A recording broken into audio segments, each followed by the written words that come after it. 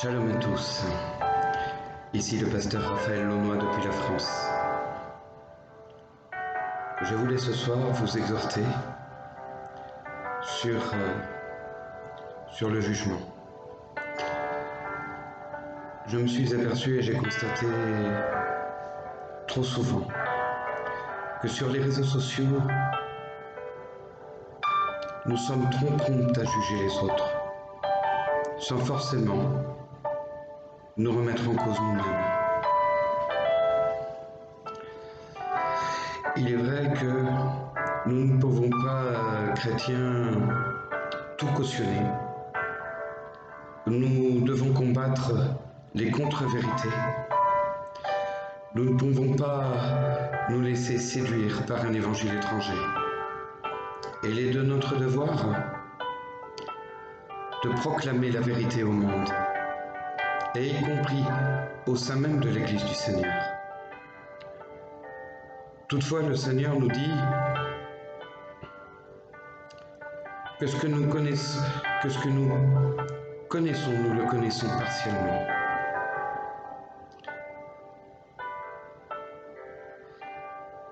C'est pour moi une tristesse de voir l'Église du Seigneur divisée par les querelles dénominationnelles, par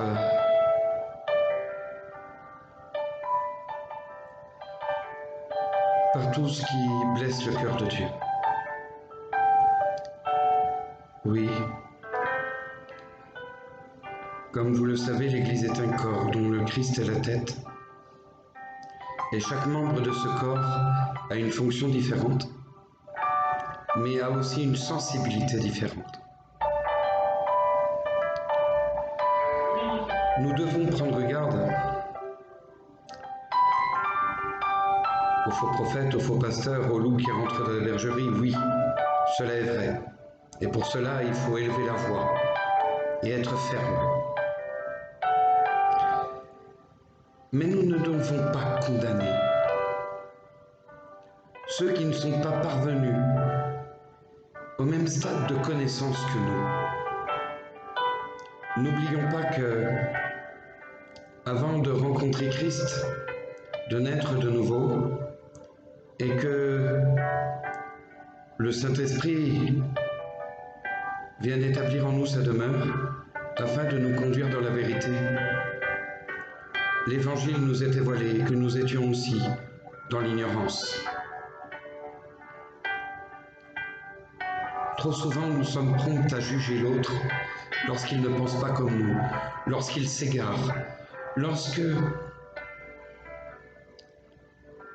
il n'a pas le même degré de foi ou le même degré de connaissance. Le Seigneur nous dit, nous appelle, nous invite, nous exhorte à faire preuve d'amour en reprenant les autres avec douceur. Ça n'est pas en condamnant celui qui ne pense pas comme nous, en lui disant qu'il ira en enfer, que vous amènerez son cœur à Christ et que vous l'aiderez à grandir, à croître dans la foi et dans la connaissance. Si vous pensez qu'une personne est dans l'erreur, je vous exhorte vivement, frères et sœurs, à conduire cette personne avec tendresse, douceur, inspirée par le Saint-Esprit dont l'onction nous enseigne toutes choses et qui nous conduit lui-même dans la vérité.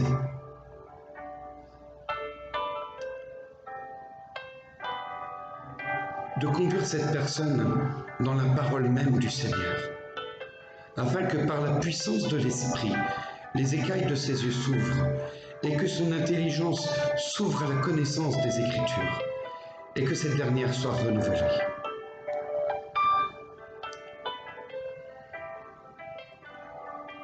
Trop de jugement tue le jugement.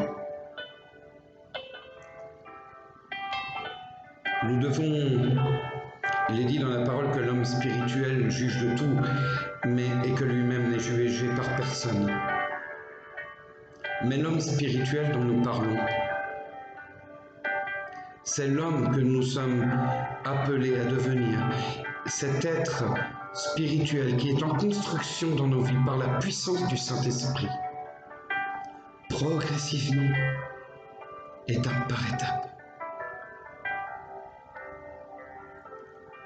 Nous ne sommes pas au même stade, nous ne sommes pas au même degré, nous ne croissons pas de la même façon dans le Seigneur, car nous avons des caractères différents, nous avons une histoire différente, nous avons un passé différent, nous avons des parcours différents.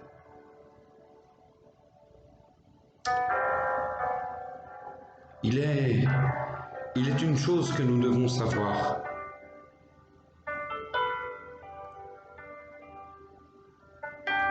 C'est qu'en jugeant trop souvent ceux qui nous entourent, que ce soit vis-à-vis de leur confession de foi, de leur connaissance, voire même de leur vie, nous faisons le jeu du diable. N'oublions pas que c'est lui l'accusateur de nos frères devant le trône de Dieu. Par le manque d'amour divin dans nos cœurs, le diable nous pousse à nous mettre dans la division afin de nous juger les uns des autres. Et en cela, il se réjouit et se frotte les mains. Frères et sœurs, je vous en prie, ou vous-même qui êtes en recherche, qui vous posez des questions, qui vous sentez interpellés par ce message, je vous en prie, demandez au Seigneur qu'il puisse répandre de son amour dans vos cœurs et qu'il vous permette de juger selon sa justice.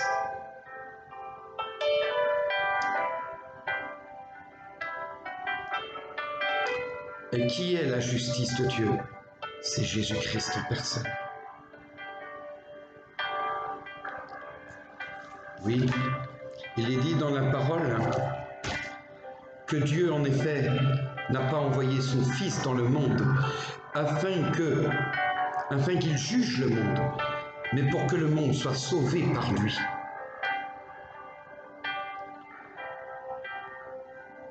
Ce verset se trouve au chapitre 3 de l'Évangile de Jean, verset 17.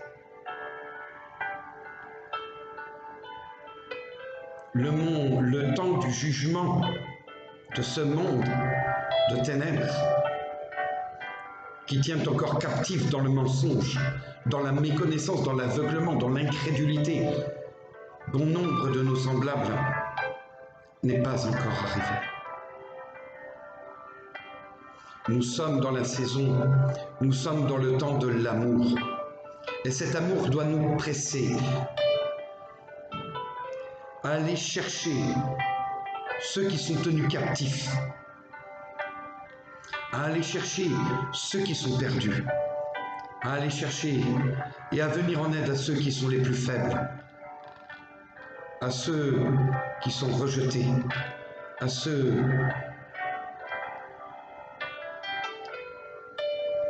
qui ne sont pas encore parvenus à la connaissance de la vérité. Et parce qu'ils ne sont pas parvenus à la connaissance de la vérité, ils sont encore tenus captifs. Captifs de leurs pensées, captifs de Satan qui les séduit et les influence par le mensonge.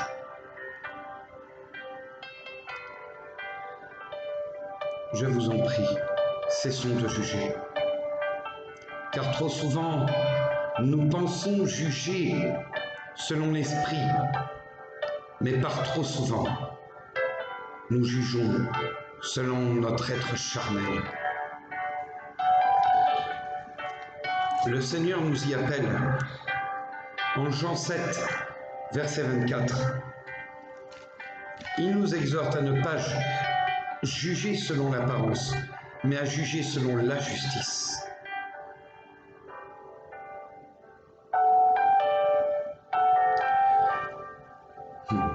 Oui, l'homme regarde aux apparences, mais Dieu regarde au cœur. Si tu penses que ton frère est en train de chuter, si tu penses que ton frère ou ta sœur est dans l'erreur, si tu penses que ton frère et ta sœur est en train de s'égarer, ne le juge pas. Mais par une attitude empreinte d'amour, redresse-le avec douceur. Et comme je l'ai dit tantôt, conduis-le dans la parole, afin que son intelligence soit renouvelée, et afin que son cœur s'ouvre. Mais par trop de jugement, nous éloignons les hommes de Christ plutôt que d'amener leur cœur vers lui. Cessons de nous poser en juge, mais soyons plutôt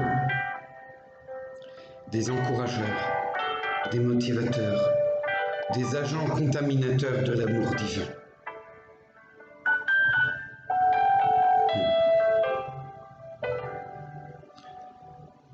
Oui, frères et sœurs, trop de jugement, trop de condamnation gangrène l'Église, empêche sa croissance, ne réjouit pas le cœur de Dieu. Et je parle du jugement que nous prononçons trop souvent, ce jugement formulé par notre être charnel. Et Jésus lui-même disait,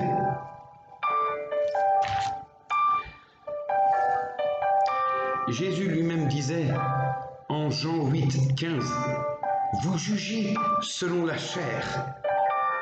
Moi, je ne juge personne. » A-t-il jugé la prostituée Marie-Madeleine? Non. Car il sait de quoi nous sommes faits. Il sait que nous sommes tous pécheurs, que nous sommes des êtres faibles sans la force que Dieu nous donne, que nous sommes tous faillibles par cette nature charnelle corrompue dont nous avons hérité depuis notre naissance. Avant de juger les autres, menons ce combat contre nous-mêmes, contre notre propre moi, contre notre propre ego qui trop souvent s'exprime par orgueil. Je vous parle, mais tandis que je vous parle, je vous dis que ces paroles s'appliquent à moi-même, votre humble serviteur. Tous sont pécheurs et sont privés de la gloire de Dieu, nous dit la parole. Nul n'est parfait que Dieu seul. Si Christ nous dit en Jean 8, 15, « Vous jugez selon la chair, moi je ne juge personne », c'est que c'est effectivement ce que nous faisons à 95% de notre temps. Juger spirituellement des choses ne peut se réaliser que lorsque nous sommes en communion avec Dieu et lorsque nous sommes conduits par le Saint-Esprit. Le jugement spirituel, bien souvent, ne pourra s'opérer que sous l'effet de l'onction du Saint-Esprit. Et non pas pour condamner, mais pour sauver, pour libérer, pour affranchir.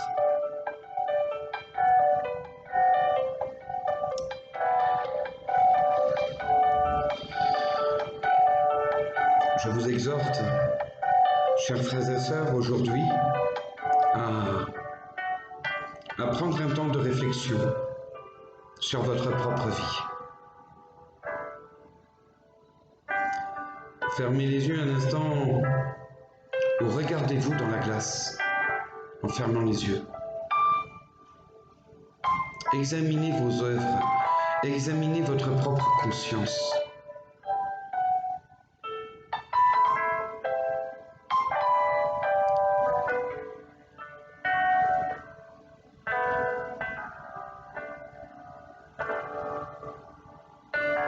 Il est certes des fautes que nous pouvons commettre. Il est des péchés que nous commettons. Il est des iniquités. Le Seigneur les a effacés au travers de ce sang versé pour nous sur le bois de la croix. Nos péchés passés, présents et à venir. Parce qu'il sait tout de nous. Tous les jours de notre tous les jours de notre existence ici-bas sont fixés par Dieu lui-même et sont inscrits sur son livre de vie. Nous pouvons le lire dans le psaume 139.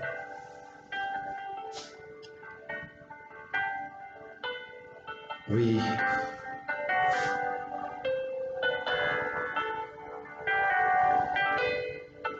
Trop souvent,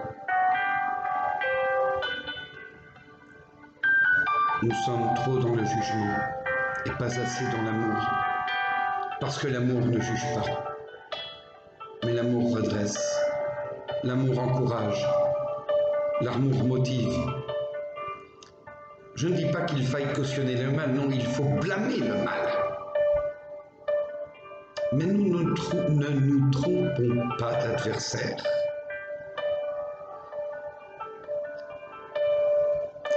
Paul, dans ses épîtres, nous le rappelle assez souvent.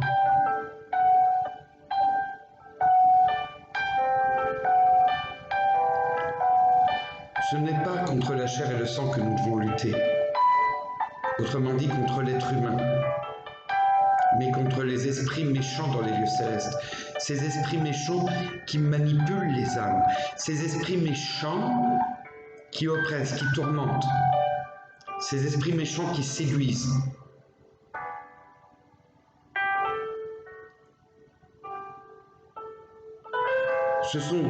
C'est contre Satan et ses esprits mauvais que nous devons lutter.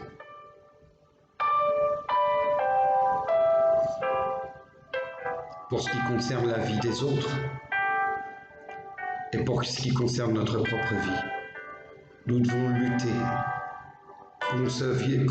contre ce vieil homme, cette vieille nature charnelle corrompue qui trop souvent se lève dans notre vie.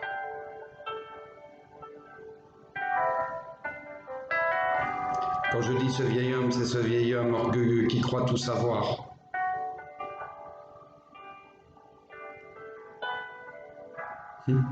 C'est ce qui a causé la chute de Satan, vous le savez, l'orgueil, la rébellion.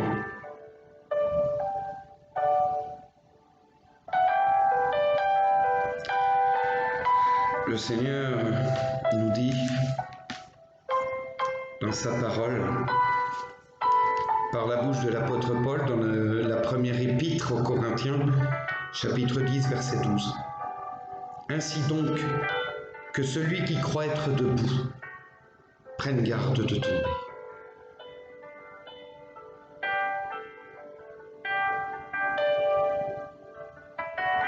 Oui, examinons nos propres œuvres. Vous n'êtes pas parfait, je ne suis pas parfait. Dieu seul est parfait. La grâce que nous avons, nous, pasteurs, cet immense honneur et privilège, c'est d'avoir été souverainement choisis par lui et mis à part par le Saint-Esprit pour son service. Mais nous ne sommes que des hommes ordinaires au service d'un Dieu extraordinaire. Lorsque vous voyez votre pasteur vous parler, votre leader, tout homme de Dieu ou serviteur de l'Éternel loin et consacré par lui, essayez de voir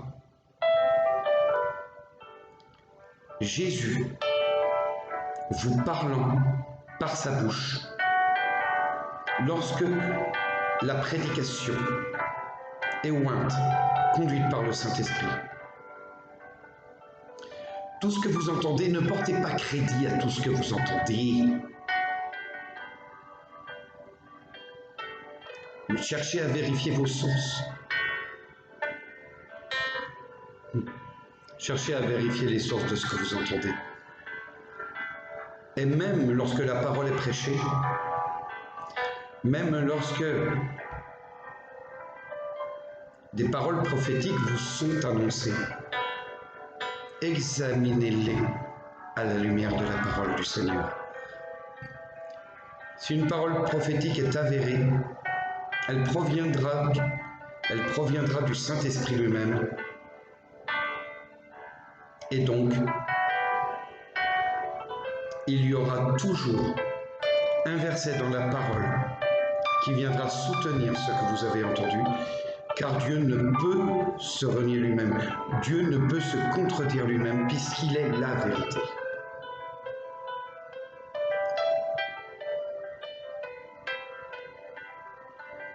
Oh, mon cœur saigne trop lorsque je vois sur les réseaux sociaux des frères, des sœurs venir s'invectiver, venir se jeter la pierre, venir se diviser. Ah non, quel spectacle de désolation.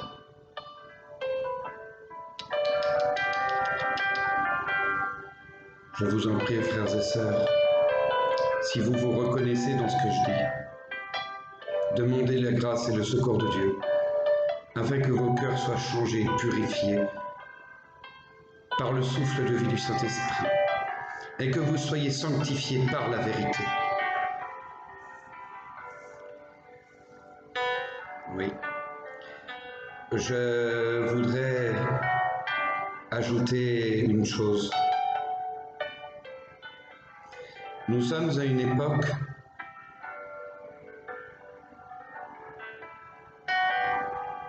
où la rumeur, les on-dit, circulent comme jamais, circulent à outrance aujourd'hui. Soit dans le but de manipuler et de séduire les âmes, soit pour jeter le discrédit sur une personne sans bien même connaître sa vie, soit par esprit de vengeance. Ne prenez pas fait et cause pour la rumeur. Si quelqu'un vient près de vous afin de se plaindre du comportement d'un tel, des propos d'un tel, des actes qu'il aurait posés, avant de porter crédit et de formuler un quelconque jugement, vérifiez les sources. Vérifiez la source de ce que vous entendez. Parce que même au travers des chrétiens, le diable peut parler.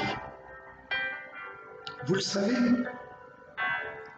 Même Jésus avait fait cette remarque à Pierre. Arrière de moi, Satan. Tes pensées ne sont pas celles de Dieu, mais celles des hommes.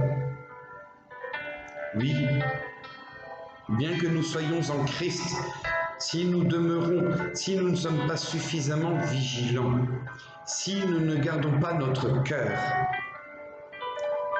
si nous nous laissons par trop distraire, alors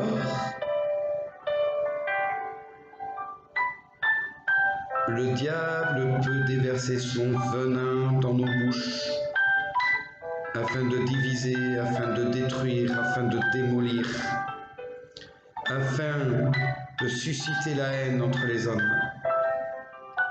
parfois même au sein du couple. Oui, j'ai tort, tu as raison, j'ai tort, tu as raison. S'il vous plaît. Si vous vivez en couple, vous êtes complémentaires l'un de l'autre. Nous sommes uniques dans notre caractère. Nous sommes uniques et nous nous complétons. Nous devons marcher dans une vision de vie commune, certes, mais nous devons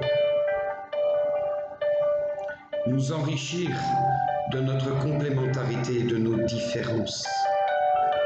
Apprenons à écouter avant de parler. Or, bien trop souvent, nous faisons l'inverse. Nous parlons, paf, nos paroles font l'effet d'une bombe, nous croyons être dans la vérité totale et absolue. Et nous lançons des missiles de condamnation.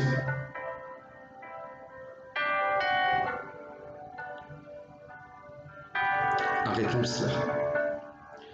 Arrêtons cela parce que nous attristons le cœur de Dieu. Nous attristons le cœur de notre Seigneur en agissant ainsi.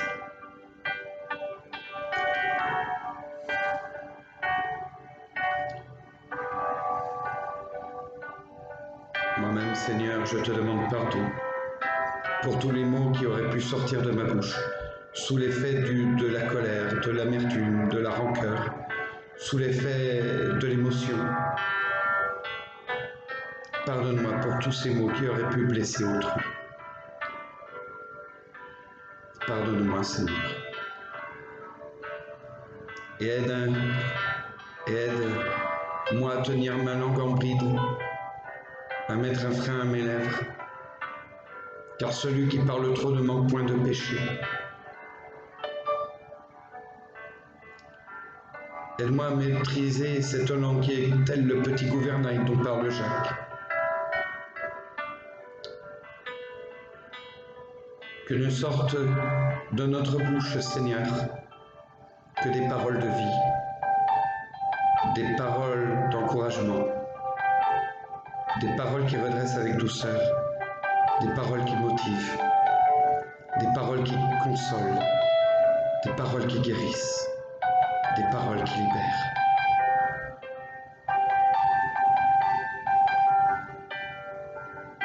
Que ta parole, Seigneur, ce soir, soit véritablement une lampe à nos pieds, une lumière sur notre sentier. Qu'elle renouvelle notre intelligence et nos pensées, qu'elle vienne nourrir notre esprit.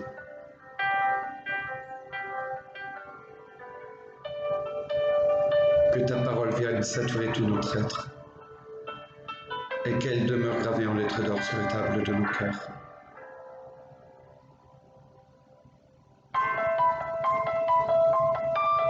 Ouvre notre intelligence, ô Saint-Esprit, à la compréhension des Écritures. Car, comme tu le dis, ô Éternel mon Dieu, mon peuple périt faute de connaissance.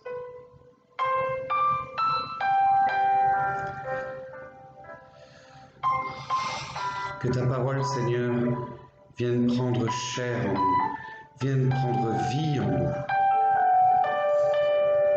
afin que nous ne soyons plus dans la lettre, mais que nous soyons dans l'esprit. Car la lettre tue, mais l'esprit vivifie.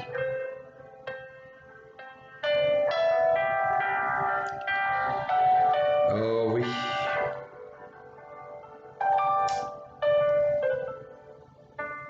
La mort et la vie sont au pouvoir de la langue. Quiconque l'aime en mangera les fruits. Proverbe 18-21. Pourquoi est-il dit que la mort et la vie sont au pouvoir de la langue? Parce que trop souvent, ce qui sort de notre bouche est comme un venin mortel. Car par trop souvent, sous l'effet de l'émotion, sous l'effet de l'orgueil, ce ne sont pas des paroles d'amour qui vont sortir de notre bouche, mais ces paroles mêmes de condamnation et de jugement dont je parlais tout à l'heure.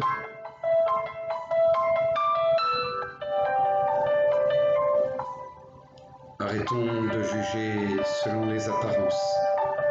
Arrêtons de juger sans avoir nous-mêmes constaté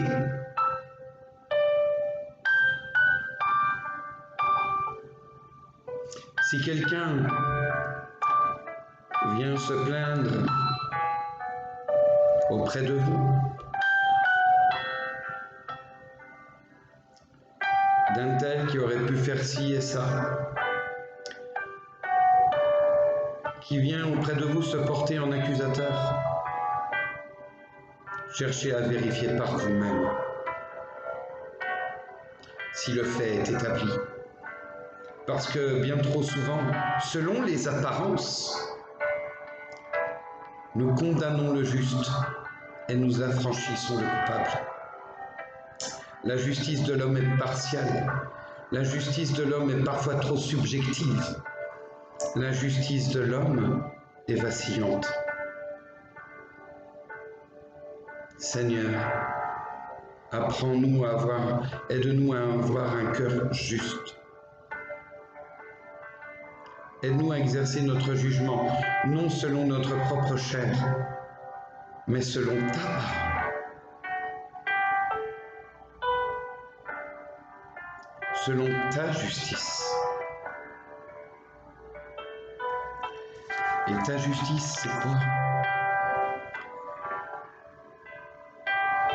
Tu nous le dis au travers de la bouche de Luc, au chapitre 6, verset 37.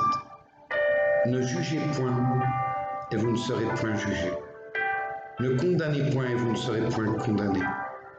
Absolvez, et vous serez absous. Voilà ce que tu nous demandes de faire, Seigneur. Tu nous demandes d'agir par amour, d'intervenir par amour, d'exprimer l'amour. Oh, répands ton amour dans nos cœurs, Seigneur, car il est trop souvent endurci ou sclérosé par les rancœurs, par l'amertume, le manque de pardon. Libère nos cœurs de toute œuvre morte.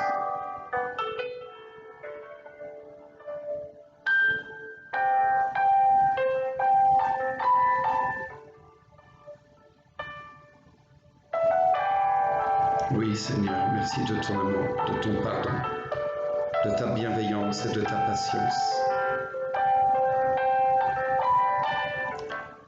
Merci pour cet acte suprême d'amour, en t'offrant toi-même, en la personne de ton Fils, le Verbe fait chair,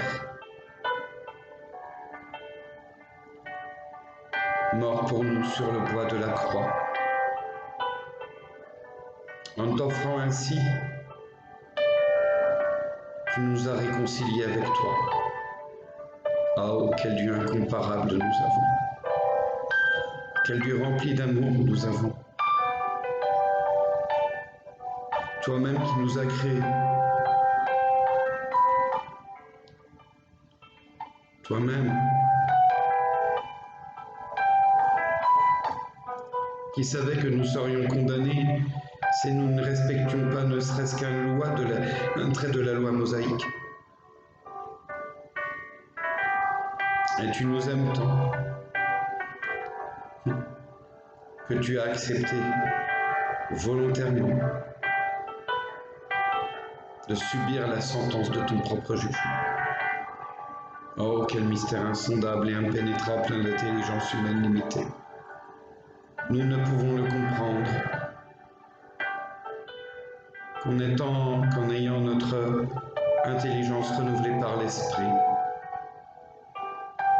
Que ces paroles logos, Seigneur, ces paroles contenues dans ta parole deviennent réma dans nos vies. Révélation. Que ta parole devienne vivante en nous. Oh Seigneur,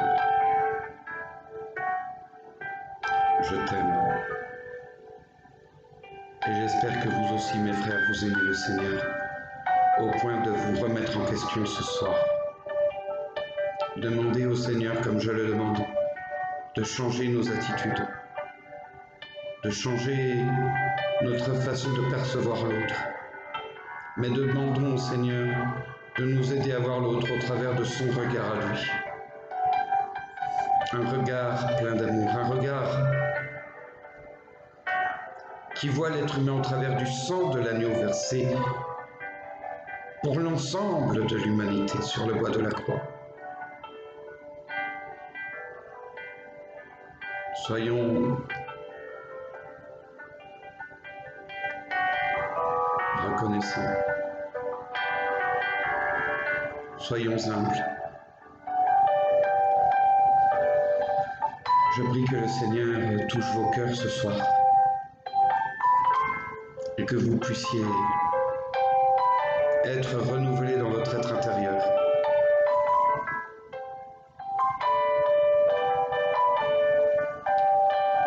Par la puissance de conviction du Saint-Esprit.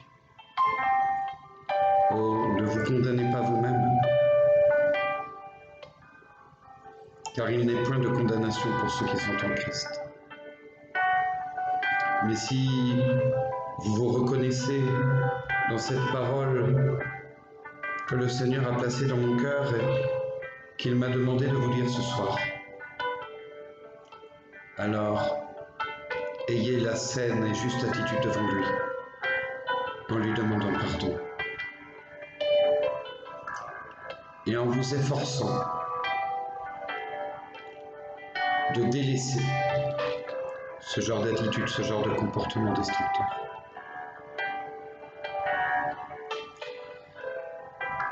Je finirai par dire que le Seigneur a dit, c'est à l'amour dont vous témoignerez les uns les autres qu'on reconnaîtra que vous êtes mes disciples. Or aujourd'hui, le monde voit l'Église plus s'entre-déchirer que s'aimer. Est-ce là le témoignage que nous devons laisser? Est-ce que cela honore le nom de notre Seigneur? Est-ce que cela glorifie son nom? Je pense que cela l'attriste grandement. Et j'en suis même convaincu.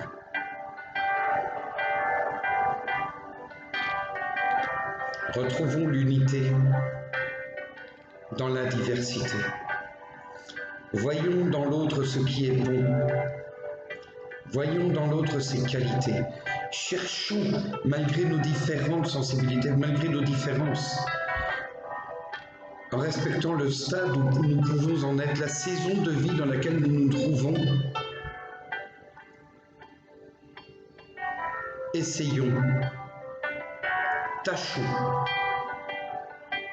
avec l'aide de notre Seigneur, à voir et à appréhender ce qui nous rapproche plus que ce qui nous divise.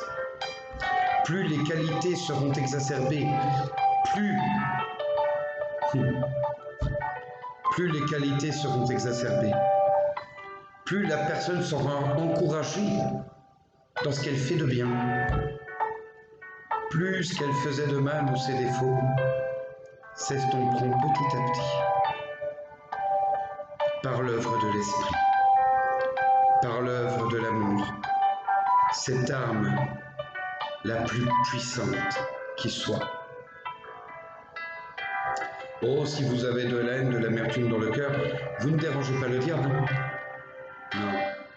Il n'y a que lorsqu'il reconnaît dans le cœur d'une personne que l'amour de Dieu s'y trouve, que cette personne-là va le déranger. Alors il s'emploiera à tout pour pouvoir le déstabiliser, pour pouvoir le mettre à terre, afin qu'il se taise et afin que son cœur s'endurcisse et soit changé. Mais tenons ferme, tenons bon et regardons à Christ, regardons à la croix.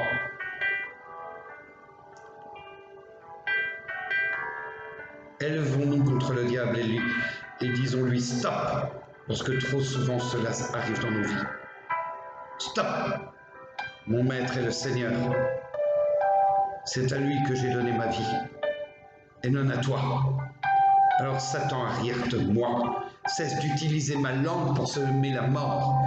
Cesse d'utiliser ma langue pour faire du mal aux autres, pour faire du mal à autrui. Je ne veux maintenant que de ma bouche ne sortent que des paroles d'édification, des paroles de bénédiction, des paroles qui portent la vie. Au nom de Jésus. Merci de votre attention, merci de votre écoute. Shalom, shalom. Que la paix, la joie et l'amour par l'Esprit Saint vous soient donnés d'une façon surabondante. Que la paix soit déposée dans vos cœurs et que vous puissiez croître, évoluer être façonné, transformé par la puissance des paroles que vous venez d'entendre. Abandonnez-vous entre les mains du potier, afin que des vases vulnérables que nous sommes, je dis nous sommes parce que nous n'en finirons jamais d'être brisés, émondés, façonnés, transformés. Reconnaissons-le nous-mêmes. Si nous étions des êtres parfaits, nous n'aurions même plus besoin de Dieu et nous commettrions la même erreur que Satan lui-même. Oh Seigneur, épargne-nous. Épargne-nous. Prends pitié de nous. Relève-nous. Restaure-nous. Renouvelle-nous.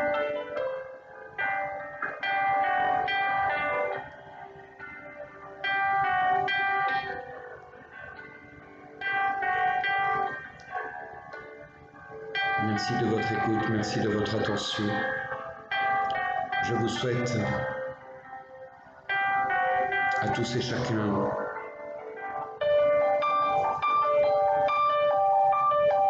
de vous sentir de nouveau en paix dans votre cœur. Que votre cœur ne soit point troublé, que votre cœur ne vous condamne point. Que toute forme de culpabilité disparaisse dès lors que vous aurez remis les choses en ordre dans vos vies avec la grâce et le secours du Seigneur.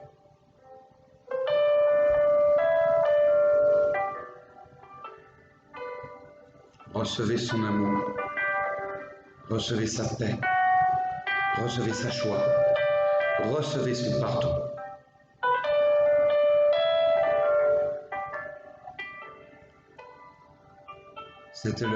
C'était le pasteur Raphaël Launois depuis la France. Shalom, shalom à tous.